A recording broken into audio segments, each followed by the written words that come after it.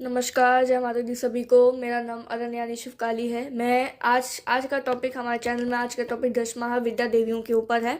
हम सबसे पहले जान लेते हैं कि 10 महाविद्या क्या सिर्फ यही 10 देवियां हैं जो हम जिनके बारे में सुनते आ रहे हैं या और हैं। मेन शास्त्र में कहा जाता है 24 देवियां होती हैं, लेकिन उनमें से मेन 10 देवियां कही जाती हैं काली, तारा, षोडशी, भुवनेश्वरी, भैरवी, छिन्नमस्ता, मातंगी, धूमावती, कमला, बगलामुखी। ये 10 देवियां मेन कही जाती हैं, मेन इम्पॉर्टेंट ये होती हैं। हम जान लेते हैं कि देवी आई कैसे। जब माता सती और शिव जी का जब विवाह हुआ, वो महाराज दक्ष सती जी के फादर से थोड़ा सा अगेंस्ट वो जाके उन्होंने शादी की थी। तो हम पहले ये जान लेते हैं कि उनका 10 महाविद्या देवी आई कैसे। जब महाराज दक्ष ने जब एक हवन करवाया था, तो देवी सती ने शिव जी से सलाह ली, एडवाइस मांगा कि मैं जाऊं कि नहीं। तो शिव जी का कहना यही था कि नहीं जाना चाहे तो वही बहुत बेहतर रहेगा। तो उनका कहना यही था कि एक बेटी विदाउट एनी इनविटेशन अपने फादर के यहाँ जा सकती है, उनका अलाउ होता है। और जिस पर शिव जी ने ये भी बोला था कि आपको इनवाइट नहीं किया गया है, आपको नहीं निमंत्रण मिला है, तो मैं बोलूँ तो आप ना जाएं। तो उस चीज़ के लिए देवी सती का कहना यही था कि एक बेटी अपने पिता से किसी भी चीज़ का परमिशन नहीं लेती है, वो उनका हक बनता है पिता के घर में जाने का, उनके हवन में एक पार्ट बनने का। तो शिव जी उस बात को टाल के जा रहे थे अपनी तपस्या के लिए। तो देवी उग्र हुई, तो उन्होंने अपना 10 महाविद्या देवियों का रूप किया, जो शिव जी देख के भयभीत हो गए थे। उसको देख के शिव जी सन्न हो गए थे। उन्होंने अपना अलग मार्ग चुना हट जाने के लिए कि देवी शांत हो जाए अलग से। लेकिन देवी वो जिस दिशाओं में जा रहे थे उसी दिशा में कहा जाता है कि शिव जी 10 दिशाओं में गए थे। तो उन्हीं 10 दिशाओं में 10 महाविद्या देवियों की अलग अलग स्वरूप उनके सामने आ गए थे। तो उस चीज़ को देख के शिव जी भयभीत हुए, उन्होंने उनको प्रणाम किया। इसी में ही 10 महाविद्या देवी प्रकट हुई, तब उनका नाम हुआ। सबसे पहले जो देवी थी, देवी काली थी। हम देवी काली जो पहली महाविद्या हैं, वो उनका रूप भयभीत था। उनके बाल जटाएं थे, उनकी बाल उजड़े हुए थे, मुंडमाला वो धारण की हुई थी, एक हाथ में खड्ग था और उनके 4 भुजाएं थी। और वो देवी जब हम उनकी साधना करते हैं या हम उनकी पूजा भी करते हैं, पूजा आराधना हम जब उनकी करते हैं, तो देवी हमें अंधेरे से दूर रोशनी में लाती हैं। हमें देवी किसी भी हम जिस चीज़ से मेंटली डिस्टर्ब हैं, उस चीज़ से देवी हमको दूर करती हैं, हमें एक अच्छी राह में ले जाती हैं। हमारे भय को देवी काली दूर करती हैं। हम अब बातें हैं सबसे पहली महाविद्या देवी काली के बारे में। उनका रूप भयभीत था, उनके जटाएं थी, बाल उजड़े हुए थे, मुंडमाला वो पहनी हुई थी, उनके 4 भुजाएं थी। और जब हम उनकी पूजा करते हैं, पूजा आराधना या हम उनकी साधना करते हैं, उपासना हम करते हैं, तो देवी हमें अंधेरे से दूर रोशनी के पास ले आती हैं। हम जब मेंटली परेशान रहते हैं, कोई भी व्यक्ति मेंटली परेशान रहता है, उसको देवी सही राह में ले जाती हैं, अंधेरे से दूर रोशनी में ले आती हैं। और देवी रिप्रेजेंट करती हैं समय के परे। देवी काल रिप्रेजेंट करती हैं, उनका जो काला रंग है वो रिप्रेजेंट करता है डेथ एंड बर्थ को। और चंडी पाठ में देवी का नाम हम देवी कौशिकी से भी हम जाने जाते हैं। हमें चंडी पाठ में देवी के बारे में कई चीज़ें बताई गई हैं देवी काली के बारे में। उसमें हमें 10 महाविद्या के बारे में भी कई इन्फॉर्मेशन दी गई है। अब हम आते हैं सेकंड महाविद्या देवी के बारे में हम जानते हैं। तो सेकंड महाविद्या देवी है तारा।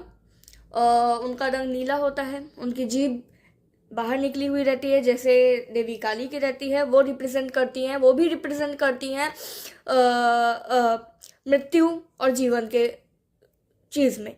वो हमें जब हम उनकी पूजा आराधना जब हम उनकी करते हैं तो वो हमें मोक्ष प्रदान करवाती हैं। और हमने कई बार देखा है कि थाईलैंड साइड में, चाइना साइड में जितने भी मॉन्क हैं, बुद्धिस्ट हैं, वो सब देवी तारा की पूजा करते हैं। उनके भी देवी तारा के भी कई रूप हैं, रेड तारा, नील तारा, ग्रीन तारा, इवन वाइट तारा, इन सब के रूप में देवी का कई सारे रूप हैं।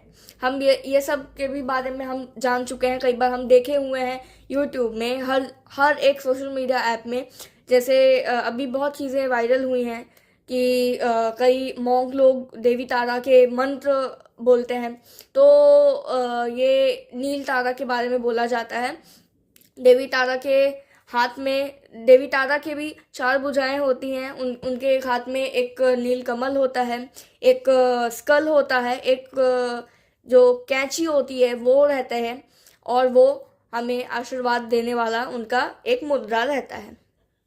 और उनको हम कई बार देखे भी हैं कि जब समुद्र मंथन जब हुआ था तो शिव जी के गले में जब विष जब उन्होंने जब निगल लिया था तो उनके गले में विष रोकने के लिए देवी तारा ने भी अपना रूप लिया था विष रोकने के लिए। और उसमें भी जब विष जब उनके कंठ में था, जब शिव जी के कंठ में विष था तो उनको बहुत जलन हो रही थी। तो उस चीज़ के लिए देवी तारा ने शिव जी को एक शिशु के रूप में किया और उनको अपना दूध पिला। उससे उनके उनके गले में जो, उनके कंठ में जो जलन हो रही थी उनके विष के कारण, उससे वो जलन दूर हो गई थी।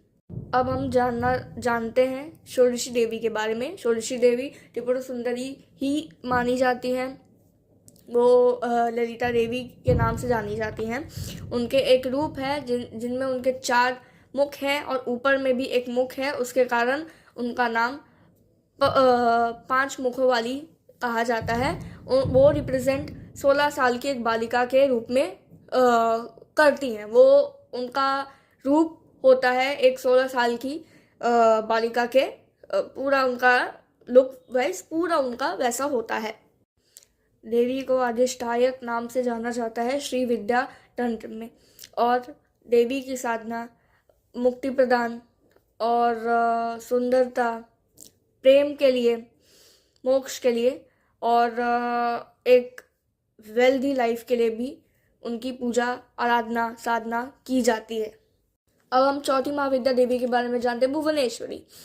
भुवन का मतलब ब्रह्मांड, ईश्वरी का मतलब शासक।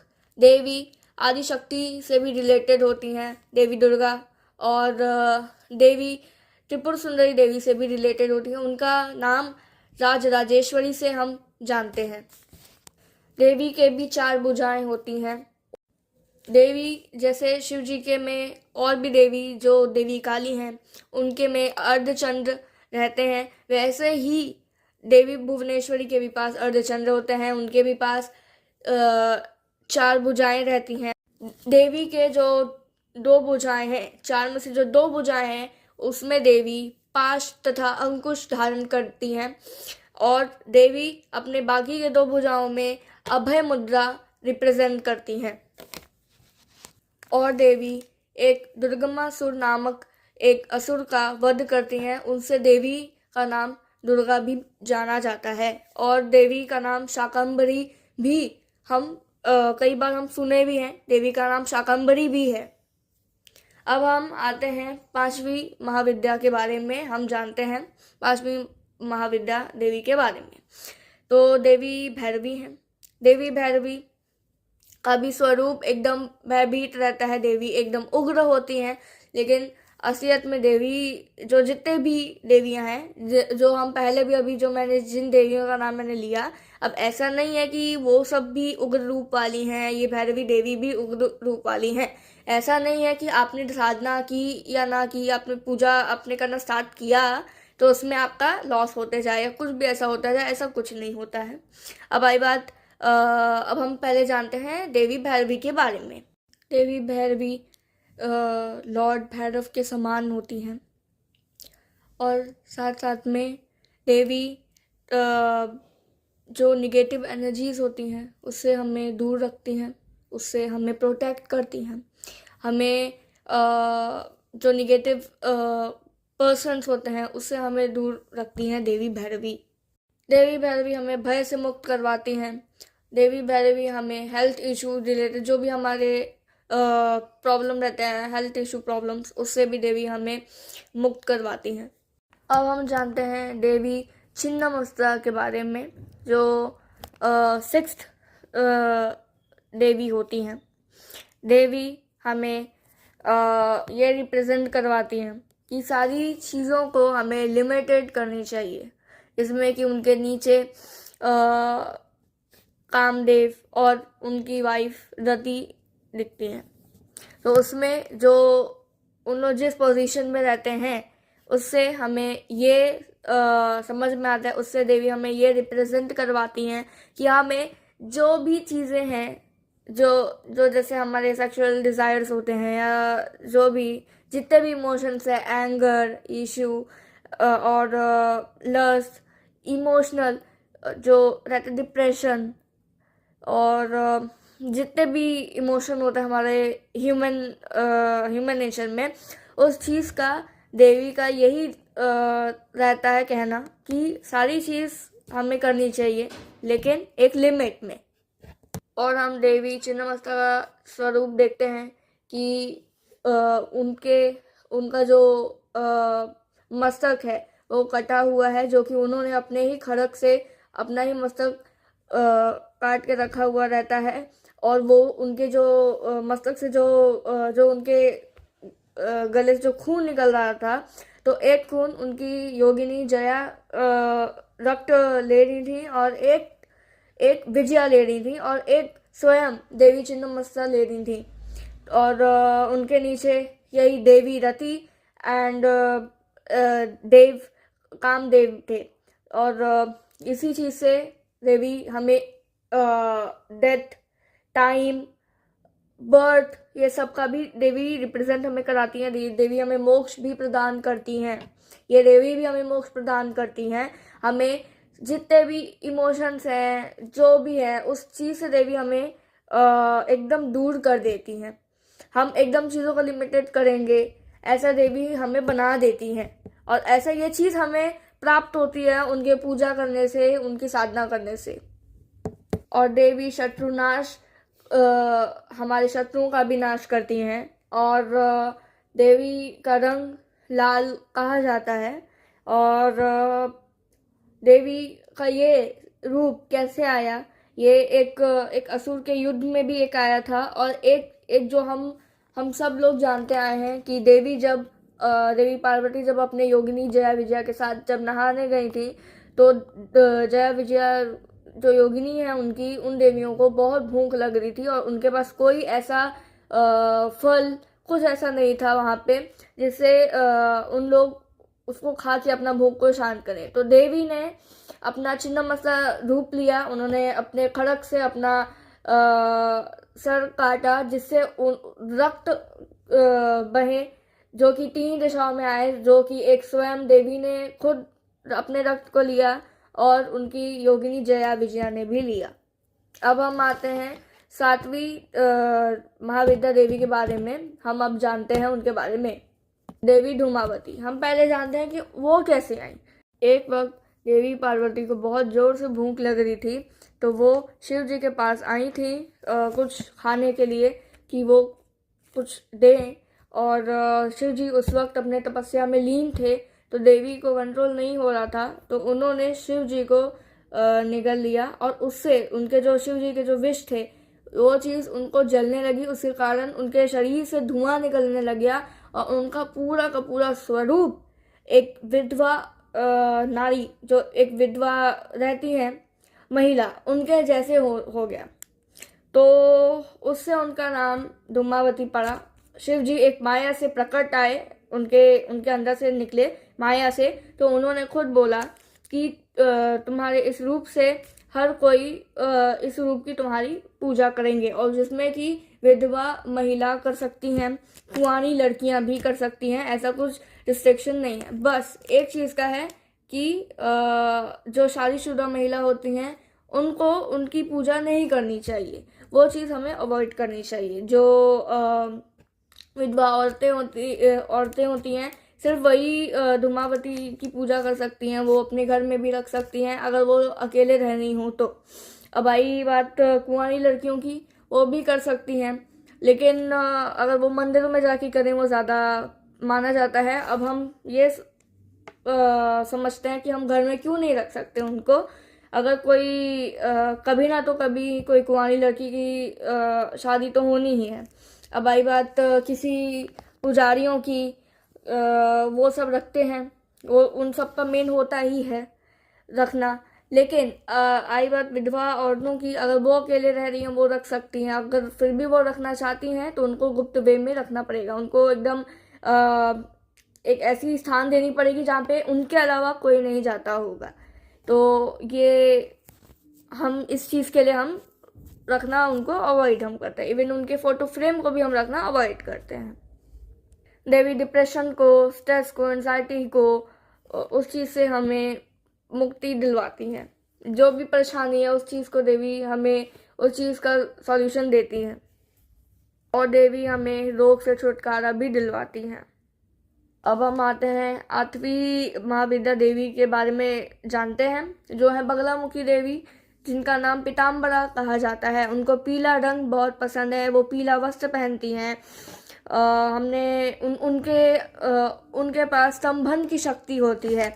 वो हमें शत्रुओं से, हमारे जितने भी शत्रु हैं उससे हमें दूर करवाती हैं। हमें वो देवी बगलामुखी हमें विजय प्राप्ति करवाती हैं। महाराष्ट्र में प्रकट हुए महातूफान को शांत करने के लिए देवी का आगमन किया जाता है, जो विष्णु जी उनकी तपस्या करते हैं, जिससे देवी प्रकट होती हैं। उस चीज़ को देवी ने शांत किया था, और देवी शत्रु विरोधी को शांत करवाती हैं। और कई ऐसे पॉलिटिक्स, एक्टर, हर कोई उनके मंदिर में जाता है, उनकी हवन करवाया जाता है, उनकी मिर्ची की हवन होती है। वो चीज़ इसलिए होती है शत्रुनाश के लिए, शत्रु से दूर रखने के लिए, और एक हमें विक्ट्री अचीव करने के लिए, सक्सेसफुल लाइफ, हमें देवी जीत, पूरा विजय प्राप्ति करवाती हैं। तो हम 9th महाविद्या देवी के बारे में जानते हैं, देवी मातंगी। देवी मातंगी एक तांत्रिक सरस्वती का स्वरूप है, जो अघोर सरस्वती का रूप होती हैं। उनके वाहन तोता कहलाए जाते हैं। उनका रंग हरा होता है, और उनकी हम पूजा साधना हम कर सकते हैं। उसके लिए हमें क्या फल होता है, हमें ब्यूटी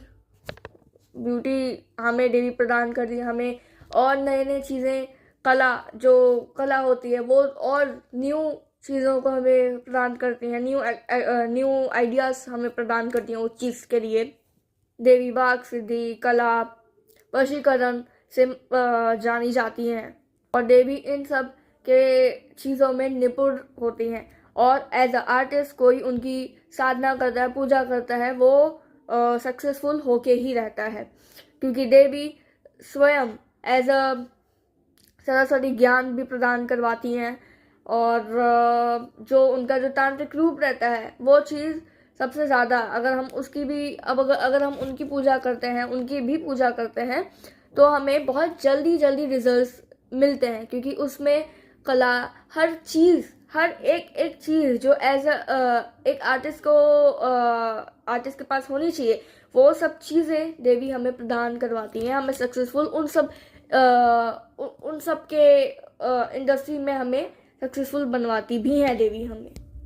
अब हम जानते भी हैं 10th जो लास्ट है देवी कमला, जो लक्ष्मी जी के तांत्रिक स्वरूप होती हैं।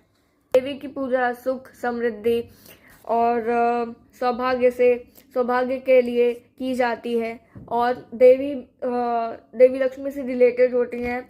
देवी लक्ष्मी का ये रूप समुद्र मंथन में प्रकट हुआ था, देवी उस पल में प्रकट हुई थी। पवित्रता, निर्मलता और एक स्वच्छता जगह में देवी का विराजमान रहता है। देवी उसी जगह में आती हैं। देवी को अंधेरा नहीं, रोशनी पसंद है, इसीलिए हम उनको देवी लक्ष्मी से रिलेट करते हैं और ये स्वयं देवी लक्ष्मी का तांत्रिक रूप होती हैं। अब हम जान चुके हैं देवी के बारे में, 10 महाविद्या देवियों के बारे में। हम जान चुके हैं 10 महाविद्या देवी के रूप के बारे में, उनके गुण के बारे में। अब हम जानते हैं देवी की साधना क्या सच में हम बिना गुरु के कर सकते हैं कि नहीं। असलियत में वास्तविकता से हम कहें तो बिना गुरु के नहीं की जाती है। लेकिन अगर गुरु ना मिल रहा हो, या अब ऐसा भी नहीं है कि हमेशा गुरु का इम्पोर्टेंस हो, लेकिन हाँ, गुरु का तभी इम्पोर्टेंस रहता है। क्यों रहता है मैं पहले बता देती हूँ। गुरु का इम्पोर्टेंस क्योंकि हमें जो चीज़ें एक्सपीरियंस जो हम कर रहे हैं, जो फील हम जो चीज़ों को हम फील कर पा रहे हैं, उस चीज़ के लिए बताने के लिए गुरु हमारे होते हैं। अगर हमें खुद से ये सब समझ में आ जाता है तो बहुत अच्छी बात है। लेकिन अब आई बात बागलामुखी देवी का, ऐसे मंत्र हम नहीं बोल सकते हैं, कुछ बोलेंगे तो उल्टा प्रभाव होगा, तो ऐसा कुछ नहीं है। वो देवी हैं, देवी हमारा किसी का बुरा नहीं चाहेंगी। लेकिन हाँ, ये है कि आप किसी से भी, मतलब आप जैसे वो सब सिद्धियां करना चाहते हैं, सिद्धि प्राप्त करना चाहते हैं, या आप साधना करना चाहते हैं, तो साधना के वक्त में, भक्ति मार्ग के वक्त में हमें एक अलग एक नेचर बना के रखना पड़ेगा। हमें साधना के वक्त में कुछ रूल्स रेगुलेशन करने पड़ेंगे। जब हम साधना करते हैं तो हमें वो सब के बारे में लोगों को नहीं बताना चाहिए कि हम किन देवी की साधना कर रहे हैं और हम कैसे करते हैं, विधि हमें नहीं बतानी चाहिए। और अगर हम किसी फोटो का पूजा हम कर रहे हैं, फोटो से हम उनका कर रहे हैं हम साधना, तो उस फोटो को हमें गुप्त करके रखना चाहिए। और अगर हम मूर्ति की कर रहे हैं, मूर्ति को वैसे नहीं किया जाता है खैर, लेकिन अगर करते भी हैं तो मूर्ति को दिखाया नहीं जाता है, तो वैसे भी वो सब चीज़ों को गुप्त रखी जाती है। हाँ, इन सब का नॉलेज हर जगह है, हम ले सकते हैं, लेकिन हमें कोशिश यही करनी है कि वो सब चीज़ों को गुप्त में रखें, क्योंकि इसमें नज़र का भी रहता है। पावर जो रहता है, वो जो चीज़ें जो हमें आभास होती वो होना कम हो जाती है, तो हमें नहीं करनी चाहिए। और अब हम जानते हैं देवी की हम क्या घर में पूजा कर सकते हैं। अब देखिए, सबका पूजा का जो रूल रेगुलेशन जो होता है, सबका विधि विधान अलग अलग होता है। कोई शमशान में कर रहा है, कोई वीरान में कर रहा है पूजा, कोई घर में, कोई गृहस्थी वाला है वो गृहस्थ में कर रहा है। कुछ ऐसा प्रॉब्लम नहीं है, लेकिन जो मेन जो चीज़ें हैं, जो 10 महाविद्या देवी हैं, वो देवी हमें सिखाती हैं कि हम जीवन को कैसे जीते हैं, क्योंकि उनके जो जितने भी जो स्वरूप हैं वो हमें दर्शाते हैं लाइफ के बारे में। उनके जितने भी स्वरूप हैं, उनके जितने भी स्वरूप के जो मीनिंग है, वो सब हमें रिप्रेजेंट करवाते हैं कि लाइफ में क्या क्या चीज़ें हैं, जितने भी इमोशन है उस हिसाब से वो उनका वो रूप रहता है। तो अब ऐसा इतनी शक्तिशाली देवियां हैं तो हमें उस हिसाब से भी हमें थोड़ा सा गुप्त रखना चाहिए। अगर हम गृहस्थी वाले हैं, हमें गुप्त में पूजा उनकी करनी चाहिए, मौन होके पूजा हमें उनकी करनी चाहिए, बोल के पूजा हमें नहीं करनी चाहिए, क्योंकि मंत्र हमारे छिन जाते हैं उससे। तो हमें हमेशा मन ही मन में अपनी साधना, ये सब मंत्र जो हम बोलते हैं वो हमें करना चाहिए। बाकी का जैसे हम कभी कभी हवन करते हैं, ये सब करते हैं, तो अगर आप बोलना चाहते हो तो आप अपने गुरु के साथ बोलें, वरना ऐसे आप अकेले नहीं बोलें। अगर अकेले हवन कर रहे हैं, कुछ जैसे रहता है, तो ऐसी जगह में हवन करिएगा जहाँ पे कोई नहीं आता जाता हो, और या आप मन ही मन में मंत्र बोल के आप हवन कर सकते हैं। अब हम जानते हैं कि अगर हमारे पास गुरु ना हो तो हम किसे गुरु बनाएं। हम शिव जी को अपना गुरु बना के हम साधना हम कर सकते हैं, लेकिन उसके लिए भी साधना के वक्त में हमें कुछ चीज़ों का पालन करना चाहिए। जैसे कि तामसिक भोजन का प्रयोग हमें नहीं करना चाहिए। तामसिक भोजन हमें अपने भगवान को नहीं देना चाहिए, लेकिन बंगाल में, उड़ीसा में, ऐसे कई जगह में जितने भी लोग हैं मांस मदिरा चढ़ा देते हैं, वो उनका भक्ति भावना है। लेकिन जो असली तंत्र में कहा जाता है, जो हमारे तंत्र में कई सारे आचार्य होते हैं जिसमें वामाचार है, तो वामाचार में कहा जाता है कि मांस मदिरा इन सब के बारे में रहता है, मछली मांस और मदिरा के बारे में जो हवन में लगता है वो हवन में लगता है। कभी कभी हम उसको अपने देवता या देवी को दे सकते हैं। तो अब इसका मतलब ये नहीं है कि हम मांस को ही दें, या हम किसी या हम मदिरा दें, या हम मछली दे दें। हम ऐसे भी कर सकते हैं कि किसी आटा से हम मछली का रूप बना के दे सकते हैं।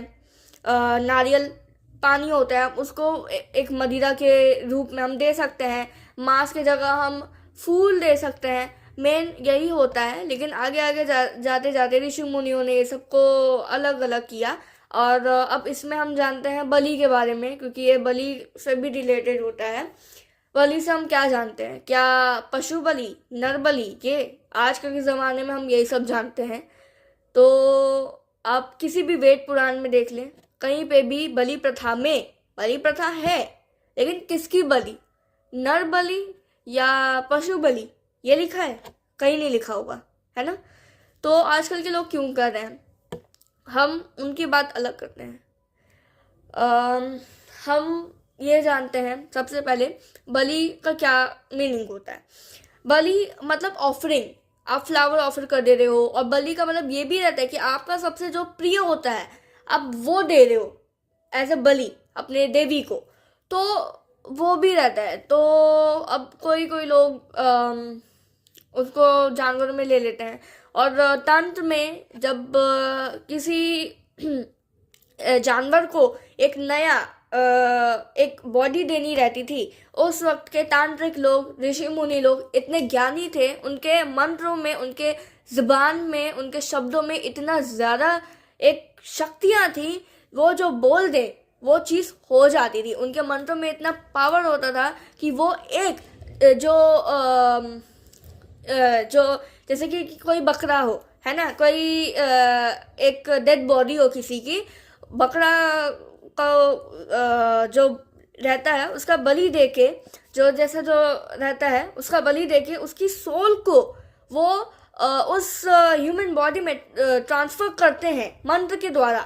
वो अभी, और उस वक्त उन लोग को विजन्स दिखते थे कि हाँ, उन लोगों को उसमें वो दिखता भी था, एक नेकेड आईज से उनको दिखता भी था कि ये सब चीज़ें हो रही हैं, सोल ट्रांसफर हो गई है, और वो आदमी जिंदा हो जाता था।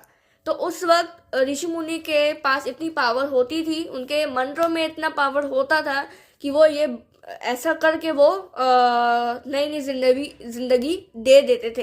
लेकिन अब के ज़माने में ऐसा कुछ नहीं है, और अगर ऐसे साधु संत हैं भी ना, तो हमें ऐसे नहीं मिलने वाले। तो अब इस चीज़ को इलीगल बोल दिया गया है। और अब आई बात यही इन सब की, तो बस यही चीज़ें ही हैं। और मैं तो इन सब के अगेंस्ट ही हूँ। और हमारे तंत्र में जो असली जो तंत्र है, ये सब लिखे हुए थे, जो कि ये कई किताबों में भी थे, जो सब मुगल के राजा लोगों ने वो हमारे किसी लाइब्रेरीज में ये सब जला दिए। वो सब जितने भी जिन किताब में लिखे थे इन सब के बारे में, वो सब चली गई। अब ऐसे बहुत कम ऐसे साधु संत को इन सब के बारे में नॉलेज होती ही होगी। तो मेरा तो कहना यही है कि तंत्र में बस यही होता है, तामसिक, सात्विक, ये सब। और जिसमें कि तामसिक में भी ऐसा नहीं है कि आप नॉनवेज चढ़ा रहे हो, ऐसा नहीं है।